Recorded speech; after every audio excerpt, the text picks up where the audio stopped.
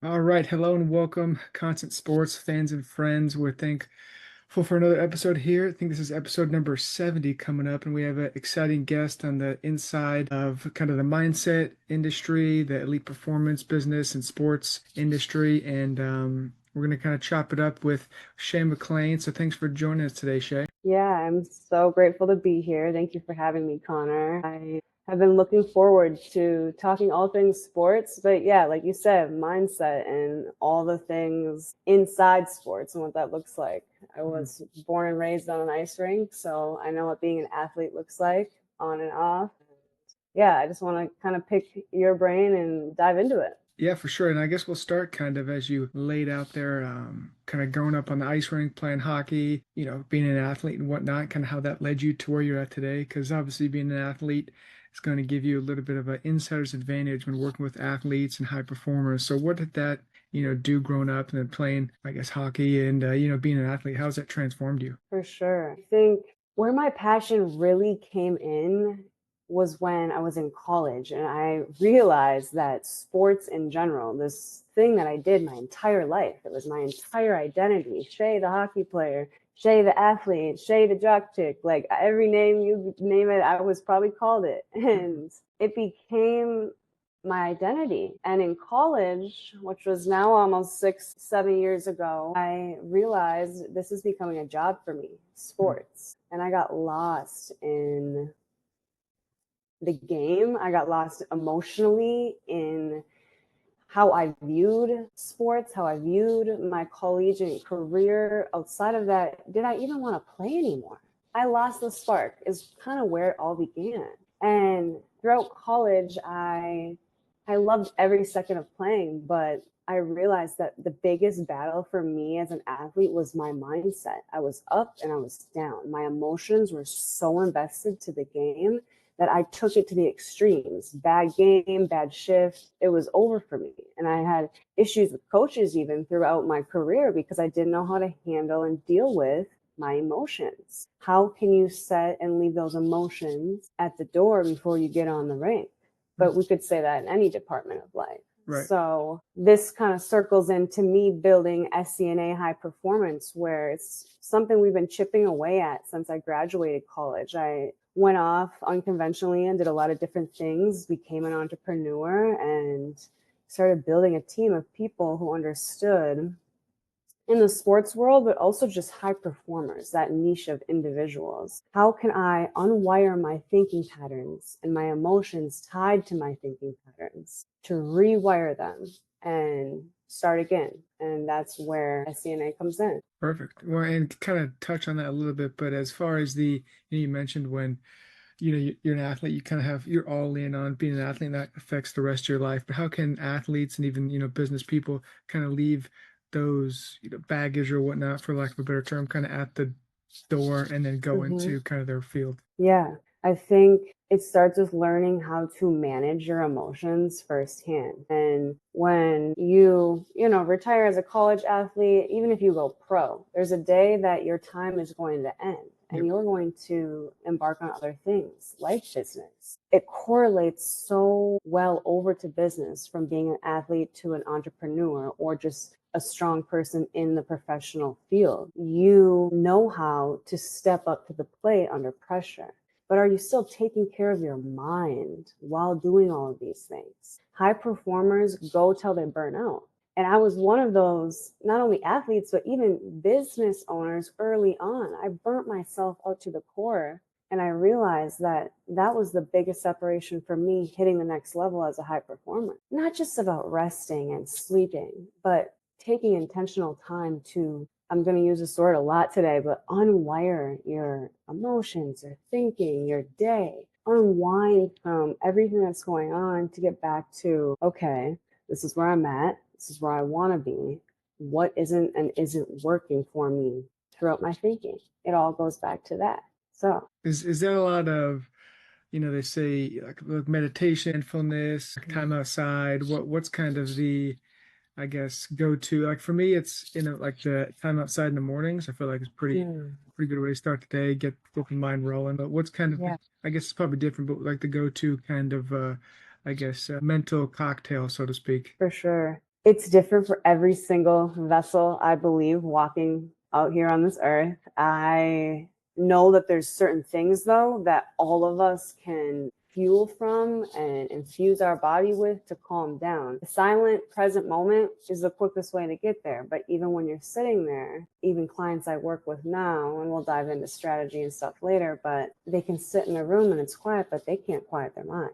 And you can do the meditations, you can read the books, you can do the meditative podcasts, and you can even take a lap outside in the morning. But are you willing to let your mind decompress in those moments? It's the willingness to allow those new spaces in. And that's where using and utilizing these techniques and ideas and perspectives with athletes is when Buddy doesn't blow a casket in the third period because he's on his third penalty of the game and he's playing like shit, you know? How can we pour into that athlete, even these younger guys, high school, who are just going through growth spurts and hotheads or emotional baggage because living at home is hell? I don't know what it's like, but I do know what it was like for me growing up. And I took all my emotional baggage from home and I brought it to the rink. Now, getting a little off topic, but business owners, athletes, practicing mindfulness, yes, but the willingness to allow your mind to be quiet. Just allow it for 30 seconds. Quiet it down. Yeah, it probably seems like an eternity, when the mind's racing. Yeah. Sure can do numbers. You've worked with obviously kind of the management, the training with the CEOs and entrepreneurs and athletes, and maybe talk to a little bit.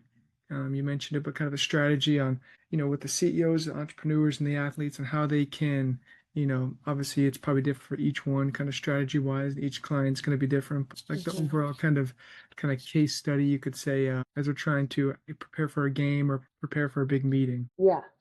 I think one of the biggest keywords that I use and have been using and studying for years is metacognition. Have you heard of it before? It's the first time here. First time. It is us going in and thinking about the way you think and learn. Cognition is memory, thinking, your first-hand tangibles. But metacognition and metacognitive strategies that we look at where we bring awareness around the way you think, but also the way you react. How are you reacting off impulse versus your intuitive nudge? Are you focusing on the fact that you're making the decision, or impulsively, and this can go onto the field or in a business meeting when it doesn't go your way, but are you just throwing the ball because you want to get it out of your hands, or passing the puck because you don't want to hold on to it because you got shaky hands? Or are you choking in a business meeting because you didn't clean up your thinking that morning? And simply because of that, you're not performing at the best level that you can be. I understand what that's like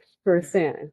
This stuff came from me being a more so trial and error on self too. Right. I've worked with NFL players. I've worked with executives that are running companies that are blown out of the water. I'm working with directors for massive companies like Delta, and these people, all of them have one very common theme. They're still going to show up regardless of how they feel. But how are you taking care?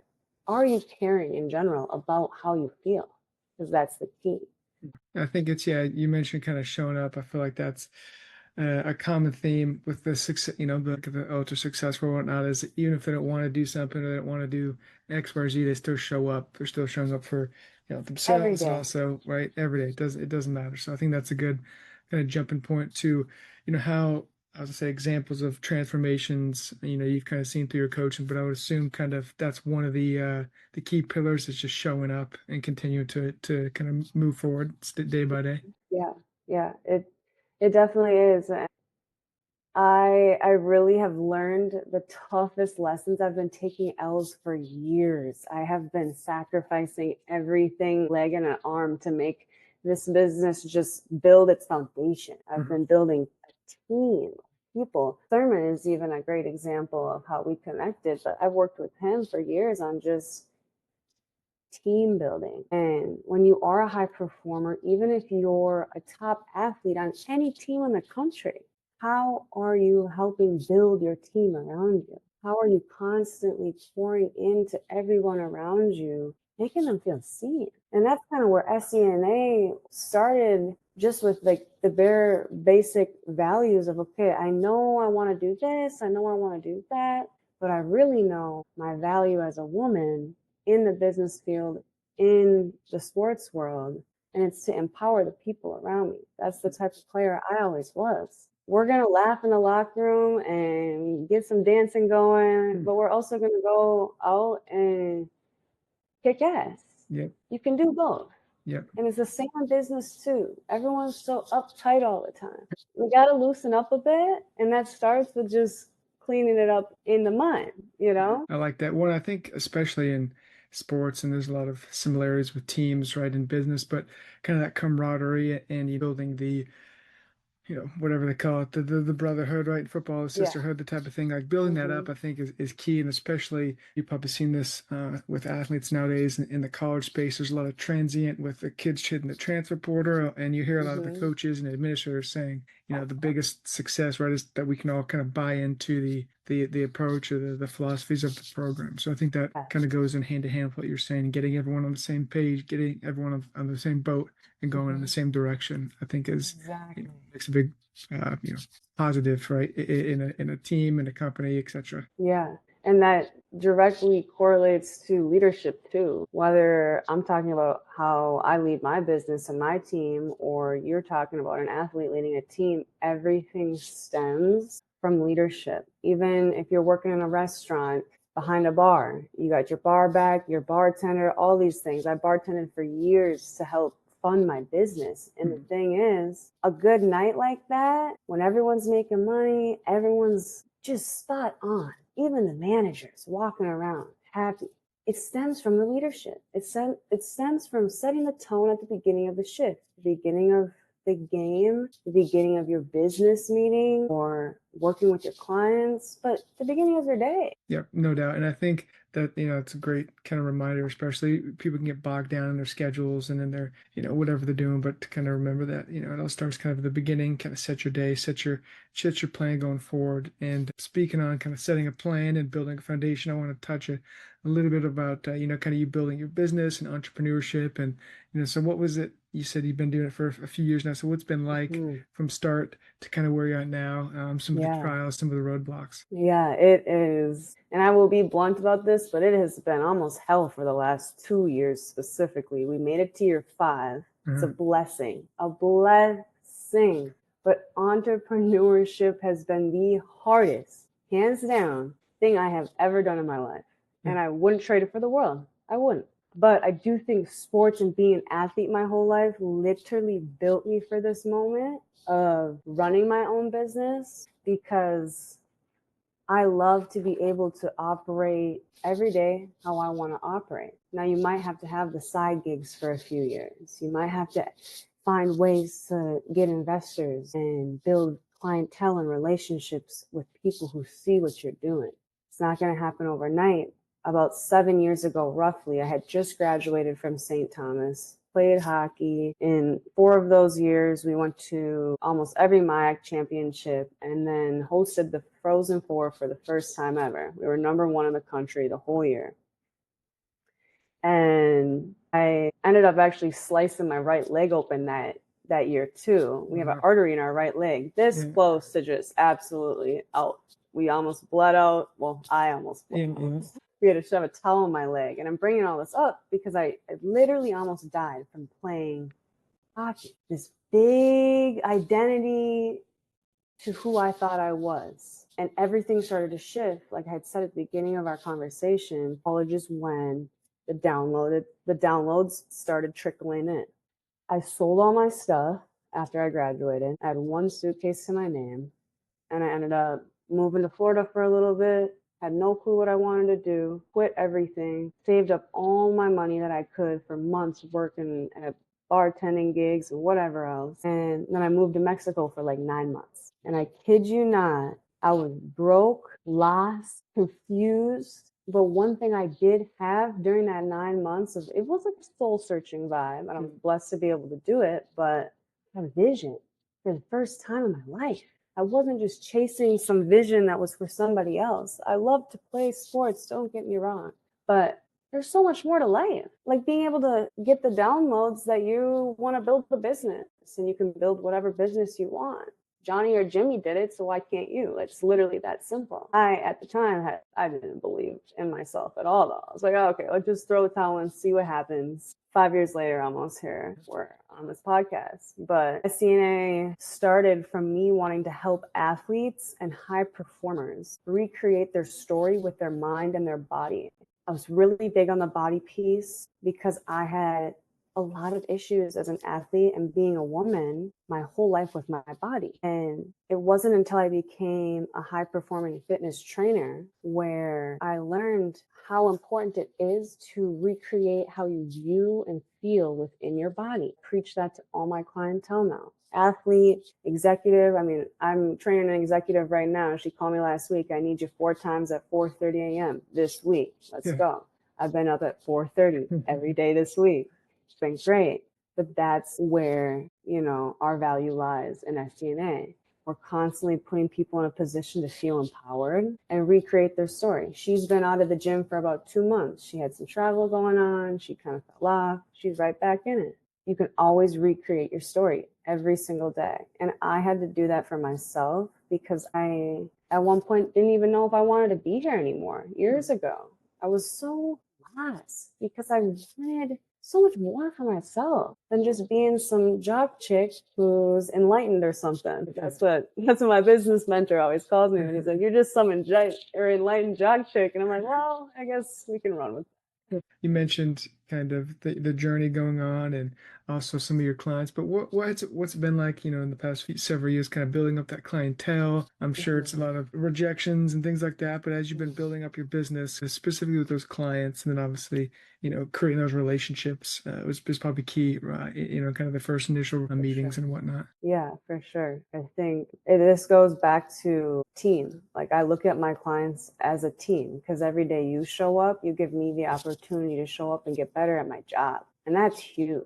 You could even use us as an example right now. I came onto your podcast, which is so dope to me that you're doing this stuff. Literally lights me up, you're going out of your way to show up. This is another opportunity for us to create dialogue that can help other people just have perspective. I will say there's been ups and downs with building clientele, and any entrepreneur could probably say that, but you're going to have months where it's up and you're going to have months where it's down. You're going to have months where you got $0 in the bank account. Literally, you're still knowing intuitively, though, this is the path I need to continue down on. It might not look like it in the 3D, that things are panning out. For a long time, it actually might never look like it.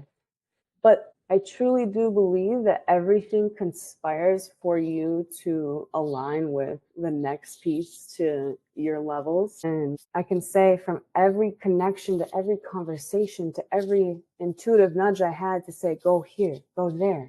It led me to a new client. It led me to great relationships, and it led me to opportunities where I'm traveling with clients for the past year, and I've been in 9 different countries working with these executives. We're in Taiwan for 72 hours, but we're there.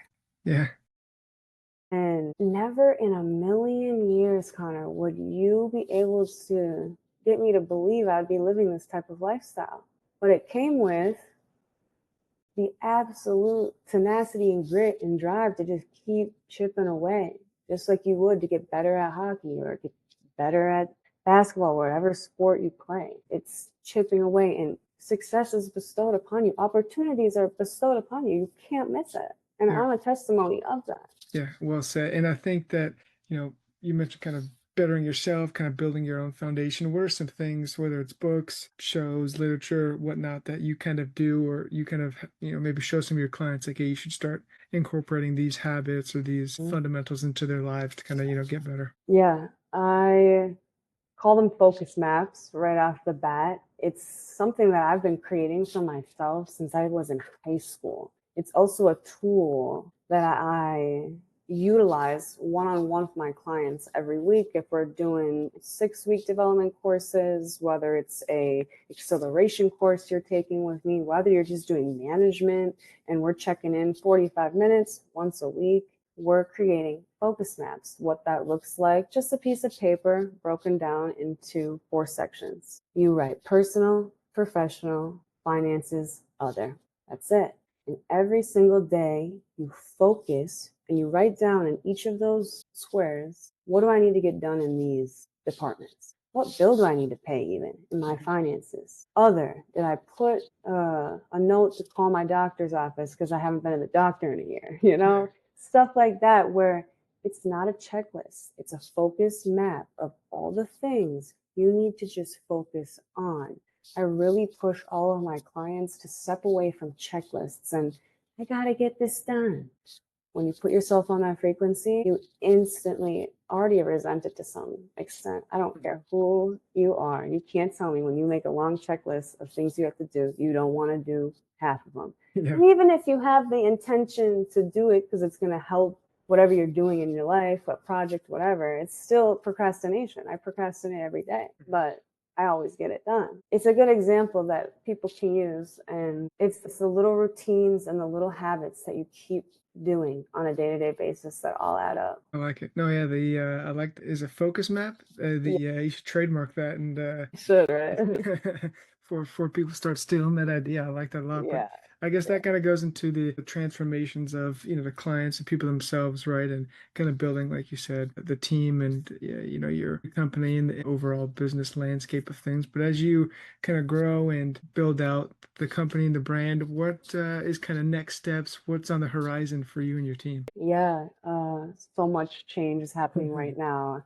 I'm actually on Sunday flying to Argentina for a whole entire month, and we are building and working, and basically every day is a workshop day for my new website that's going to be coming. I am sick and tired of not having a very concrete resource for my clients to come see the services I offer, but also just see what we got going on real quick. So we've been chipping away for 7 months at that, and SCNA is soon going to be virtual, and it's going to be virtual for a while. Taking clients abroad, my lease is up here in Minneapolis just in about a month. So I come back, U-Haul's ordered, pack up a few things, go back down to like a suitcase, and then I'm going to be traveling for the next few months again and just building, working, kind of hitting the books.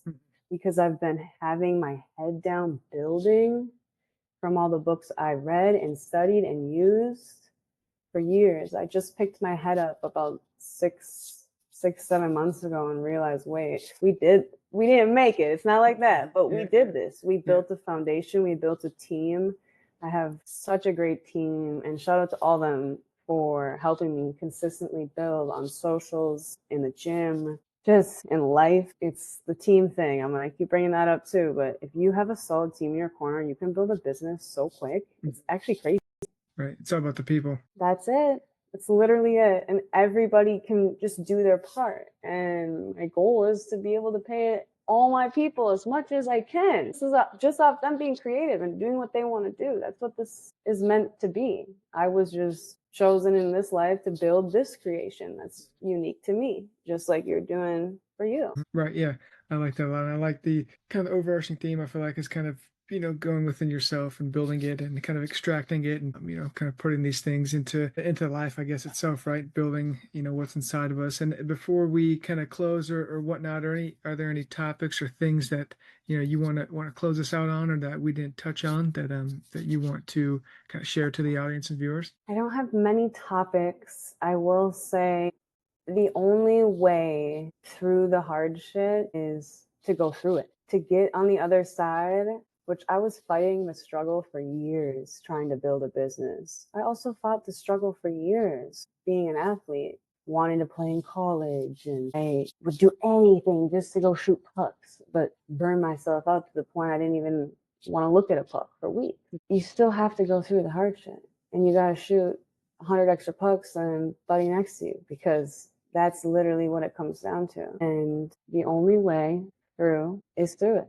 That's what I got to leave you with. I appreciate you, Connor, having me on today. And I'm so blessed and grateful to be able to share my experiences. And I'm just letting all athletes out there know you are stronger than your mind tries to tell you sometimes. Just focus and loosen up a bit. It's a great close, and we appreciate you sharing those Yeah. insights and wisdom for the athletes and business people out there. And before we go, Shae, where can future clients and others who want to connect find you? You said your website's almost done, but Yeah. the socials and things like that. Yeah, you can find me on Instagram right now and TikTok. It's SEA and then associates tied to that A. Shae-Elle and Associates, High Performance. You can find us on both platforms, and email and all contact through Instagram. So shoot me a DM if you want to chop it up there. Otherwise, come check us out. We got some cool content. My team goes crazy with it. I'm so grateful for them too. So yeah,